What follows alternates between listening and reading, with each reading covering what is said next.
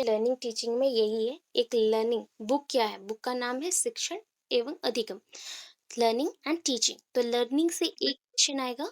हाँ, बोलिए।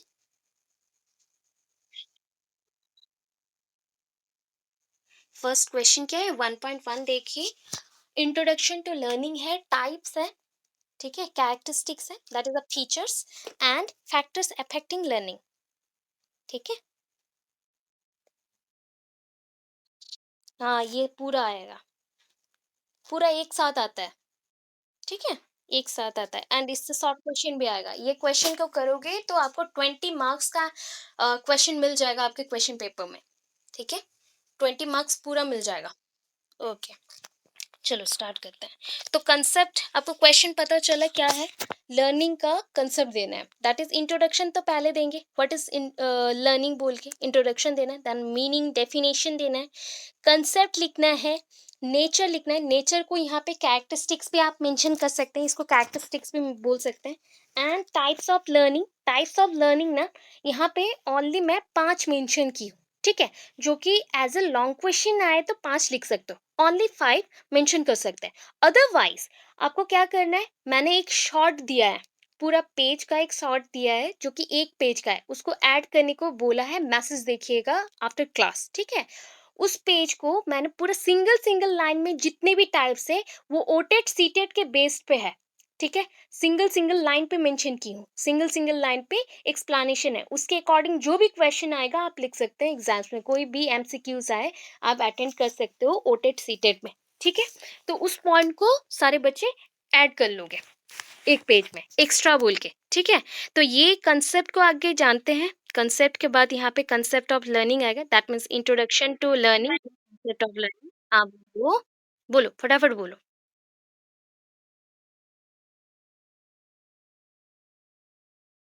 हाँ, एग्जाम्स में लिख सकते हो अप्रोक्सीमेट। वहाँ पे 15-20 लर्निंग के टाइप्स हैं, उतना तो याद नहीं रहेगा ना बाबा।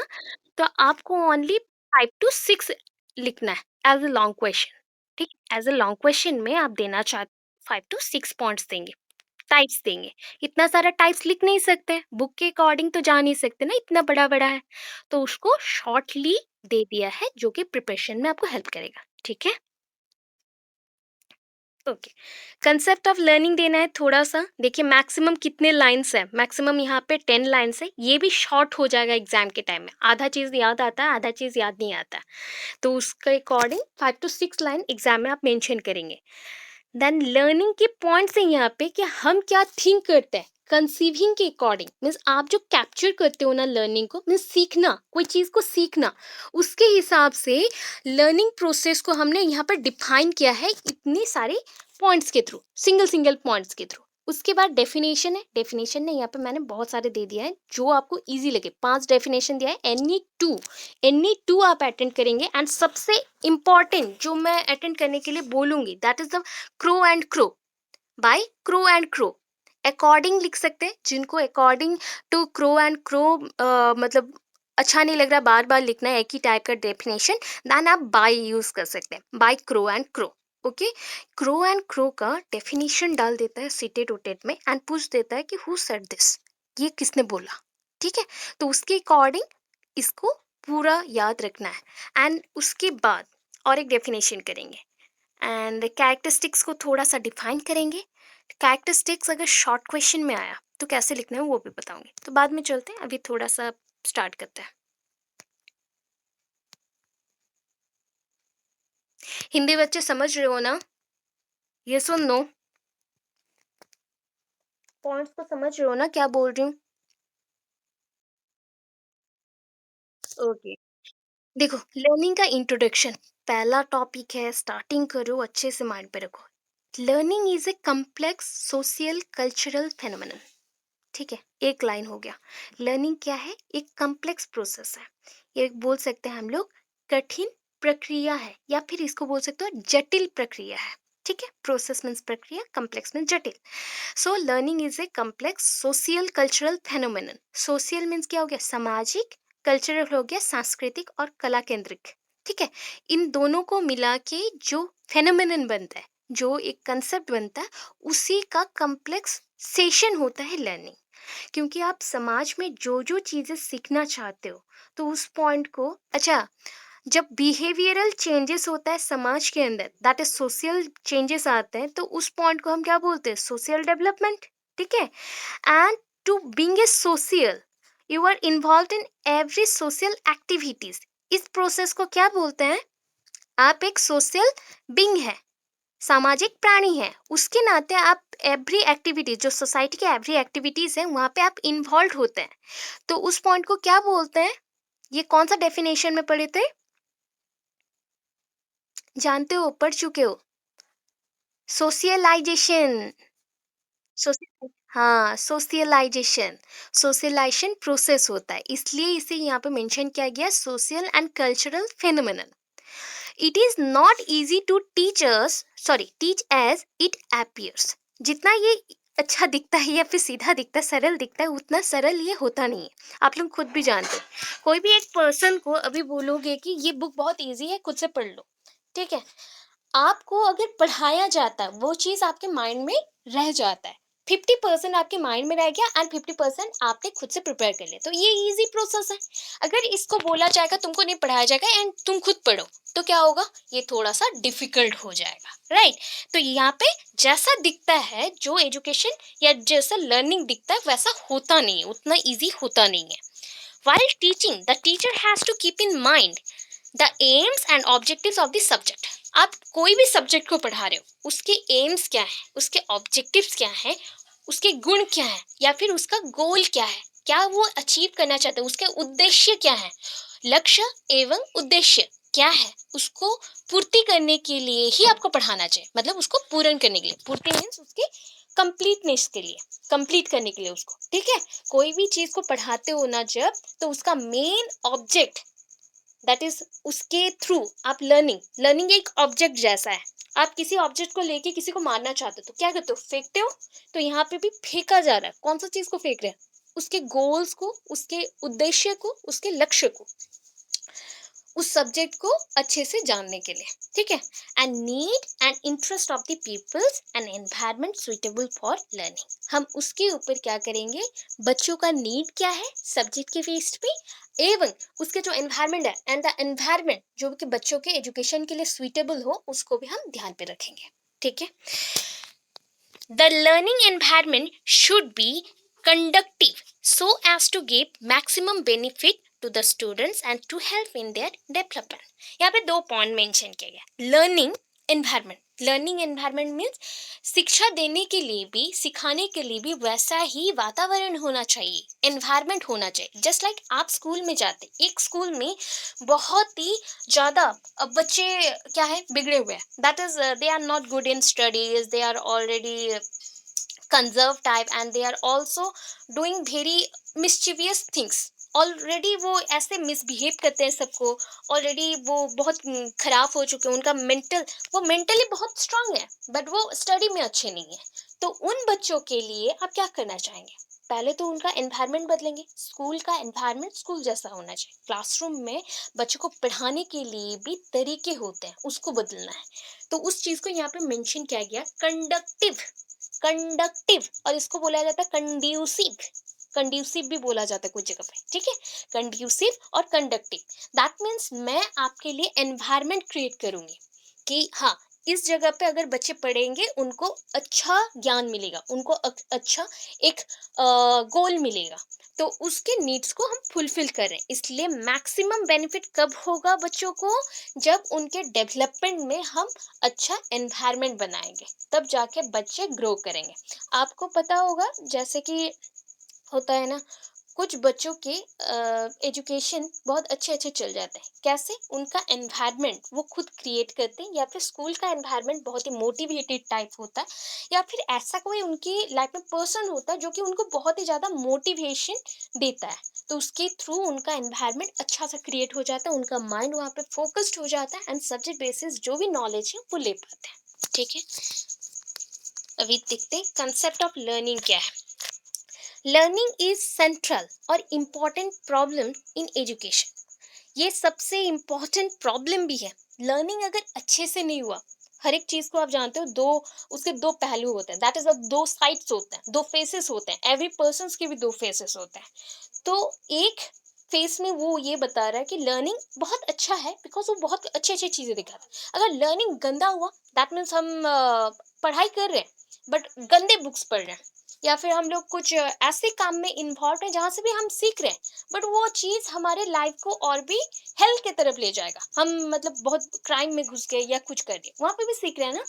तो ये बोला गया, ये एक इम्पॉर्टेंट प्रॉब्लम भी बन सकता है, ठीक है, एजुकेशन में। The aim of education is to produce the derived changes in the behaviour of the children. हमारा एम क्या है, एजुकेशन के थ्रू जो भी उसका ज्ञान आएगा, दैट मीन्स हम निकाल रहे हैं, तो उसको बच्चों में डाल के बच्चों के माइंड को हम चेंज कर रहे हैं, ठीक है, बच्चों के बिहेवियर को चेंज करेंगे। एंड व्हेन दो चेंजेस हैज टेकन प्लेस, जब ये चेंजेस हो जाएंगे, तो हम बोल सकते हैं चाइल्ड हैज लर्नड, वो बच्चा सीख लिया है, सारा चीजों को वो सीख लिया है, उसको ज्ञान मिल गया है। लर्निंग में भी फॉर्मल इनफॉर्मल दोनों टाइप का हो सकता है, फॉर्मल हो सकता है, इनफॉर्मल हो सकता है। एक हो सकता है, आप बोल सकते हैं ऑर्गेनाइज्ड अनऑर्गेनाइज्ड भी बोल सकते हो, फॉर्मल इनफॉर्मल। जहाँ पे ऑर्गेनाइज्ड हो गया तो वो बोल सकते हैं हम पूरा प्रॉपर वे से हम स्टडी कर रहे हैं, वहाँ पे एक रूल्स होते हैं, रेगुलेशंस होते हैं, उसके थ्रू जा रहे हैं। एंड और एक जगह होता है जहाँ पे हम रूल्स रेगुलेशंस को उतना फॉलो नहीं करते हैं, प्रॉपरली नहीं पढ़ाई करते हैं, एंड जब हमारा टाइम होता है उस टाइम पे पढ़ते हैं। तो इस अकॉर्डिंग फॉर्मल एंड इनफॉर्मल बन गया, ठीक है। One may learn in a formal way by attending classes, sorry, classroom teaching, और classes mention कर सकते हैं। classroom teaching that is school teaching, school में या फिर कोई एक ऐसा क्लासरूम हो जहाँ पे पढ़ाया जा रहा हो, वो प्रॉपरली पढ़ रहा है, प्रॉपरली टाइम पे वो जा रहा है, यूनिफॉर्म में है, एक पर्टिकुलर टाइम में गया, स्टडी किया, आया वहां से। तो इस टाइम को हम जो बोलते हैं कि ये टाइम बेस्ट टाइम होता है बच्चों के लिए, क्योंकि इस टाइम में बच्चे बहुत ही ऑर्गेनाइज्ड वे में सब कुछ सीख रहे हैं, तो that is called the formal time. In it में also takes place in informal ways, just like teaching हो गया ट्रैवलिंग के टाइम पे, टीचिंग हो गया, आप टीचिंग दिया जा रहा है ट्रैवलिंग के through, that is a study trip और फील्ड ट्रिप में। टीचिंग हम दे रहे कोई भी डांस स्टाइल को दिखा के, या टीचिंग हम दे रहे कोई भी मॉन्यूमेंट्स को दिखा के, ताजमहल दिखा के बच्चों को सिखा रहे हैं, ये सारा भी इनफॉर्मल में आता है। कोचिंग सिस्टम में जो भी हम लोग टीचिंग देते हैं, दैट मीन्स बच्चे वहाँ से लर्निंग कर रहे हैं, तो वो भी एक प्रोसेस है जहाँ पे बच्चे पढ़ रहे हैं, बट अनऑर्गेनाइज्ड वे में। कुछ बच्चे एक दिन गए एक दिन नहीं गए, तो ये होता है। अगर पैसा का प्रॉब्लम हुआ तो बच्चे वहां से निकल जाता है, तो ये इनफॉर्मल है। फॉर्मल में पर्टिकुलर उनको जाना पड़ता है, एट लीस्ट उनको क्लास 10 तक सब कुछ पढ़ाई करना पड़ेगा।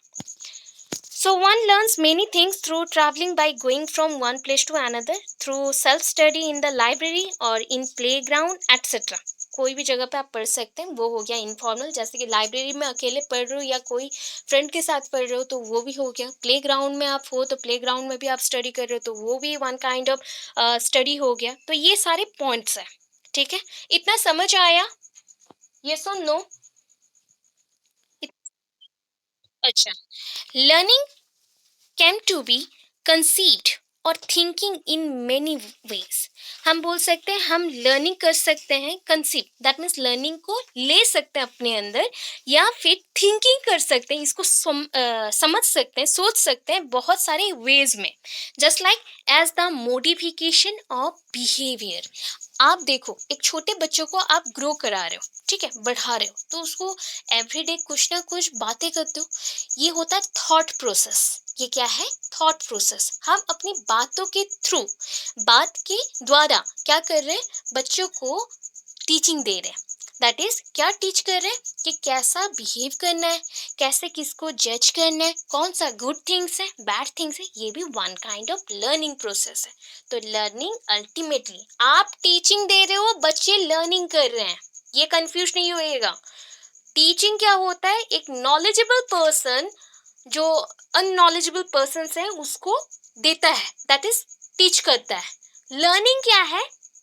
जो अननॉलेजेबल पर्सन है वो सीखते हैं। जैसे कि बोल सकते हैं कि यहाँ पे छोटे बच्चे होते, उनके पास नॉलेज नहीं है, नॉलेजियस पर्सन नहीं है, तो नॉलेजलेस पर्सन नॉलेजेबल पर्सन से लर्निंग कर रहा है, बट नॉलेजेबल पर्सन उसे टीचिंग दे रहा है, शिक्षण प्रक्रिया में शिक्षक या शिक्षयित्री जो भी है, वो क्या कर रहे हैं? टीचिंग कर रहे हैं, शिक्षण विधि को अप्लाई कर रहे हैं बच्चों के ऊपर सिखाने के लिए।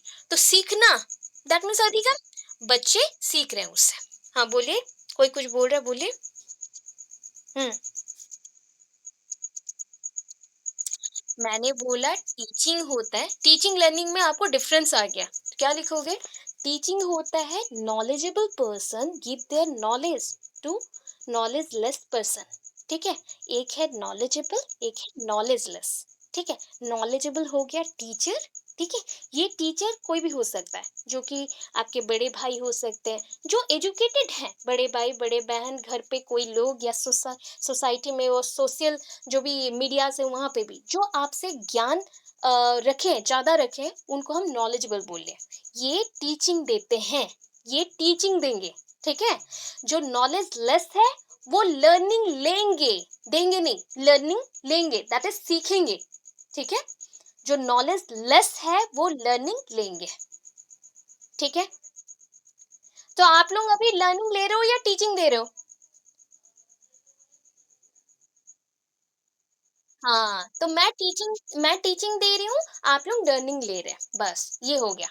समझ आएगा? ये एग्जाम्पल को माइंड में रखिएगा, तब आपको ये दो क्वेश्चन में कंफ्यूजन नहीं होगा। नहीं तो ये होगा कि एग्जाम में आएगा टीचिंग के बारे में, आप लर्निंग का लिख दोगे। तो ये दोनों में डिफरेंसेस हैं। ठीक है, अभी देखिए, ये मॉडिफिकेशन ऑफ बिहेवियर हो गया। हम जितना सीखेंगे, ट्रेनिंग लेंगे, मतलब ट्रेनिंग भी वन काइंड ऑफ सीखना होता है, एक्सपीरियंस गेन करना होता है, उसके थ्रू हमारा बिहेवियर चेंज होगा। as the process of acquiring new knowledge, attitude and skills। हम इसके थ्रू, लर्निंग के थ्रू, सीखने के द्वारा क्या होता है, हमारे में न्यू नॉलेज आता है, हम एक्वायर करते हैं न्यू नॉलेज को, एटीट्यूड आता है, डिफरेंट टाइप्स ऑफ बिहेवियर हम सीखते हैं, हमारा थोड़ा सा different types of character change होता है, स्किल सीखते हैं, बहुत सारे काम सीखते हैं, गुण सीखते हैं हम लोग। As the problem solving behaviour, आप में प्रॉब्लम सॉल्विंग बिहेवियर डेवलप होता है। प्रॉब्लम सॉल्विंग कौन करता है? सॉल्वर करते हैं, सॉल्वर। बच्चों को अगर कोई चीज के बारे में ज्ञान दे दो, तो उस ज्ञान को डिफरेंट वेज में, जहां पे भी उसी टाइप के प्रॉब्लम्स को वो देखेगा, उसको सॉल्व करेगा, उसी ज्ञान के थ्रू, एक्सपीरियंस के through. That is called problem solving behaviour.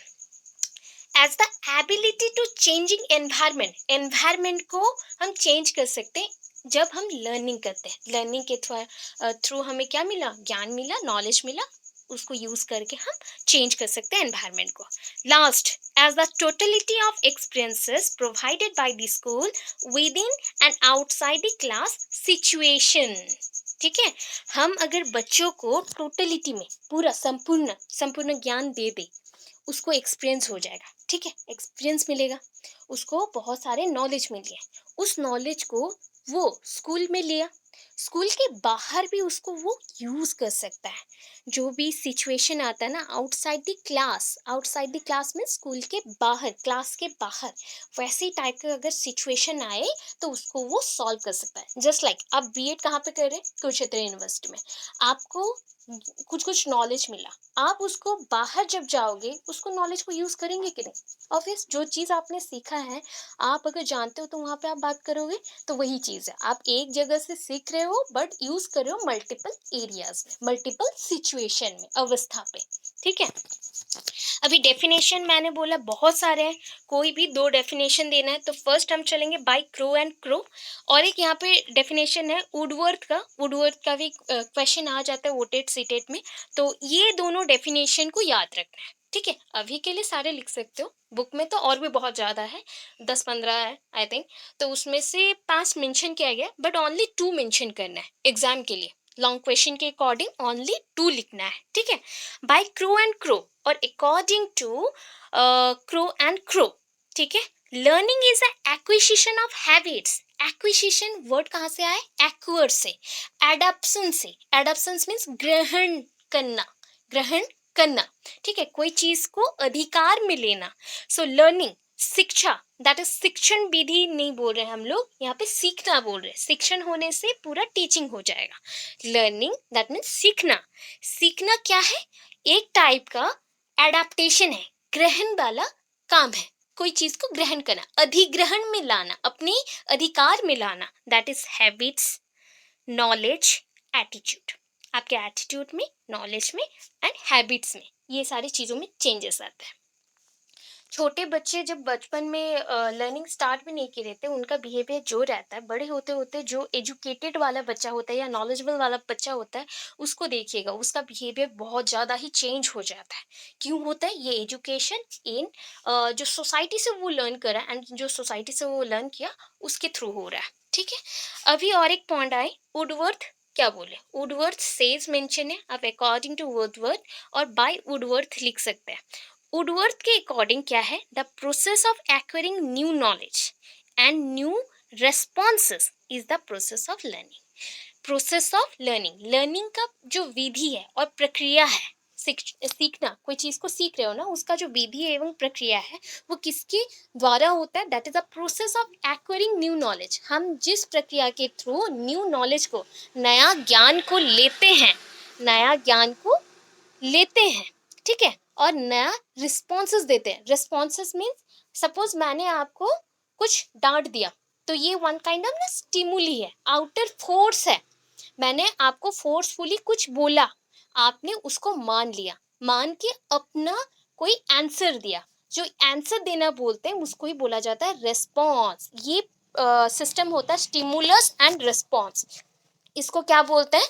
Stimulus and response, stimulus and response. ठीक है, सो ये एक प्रक्रिया है, द प्रोसेस ऑफ एक्वायरिंग। इसके थ्रू हम एक्वायर कर रहे हैं न्यू नॉलेज को एंड न्यू रेस्पॉन्स को, नया नॉलेज, नया ज्ञान एवं नया रेस्पॉन्स को। ठीक है, जिसको हम बोल रहे हैं ये प्रोसेस ऑफ लर्निंग है। ठीक है, इतना समझ आया? ये सुन लो,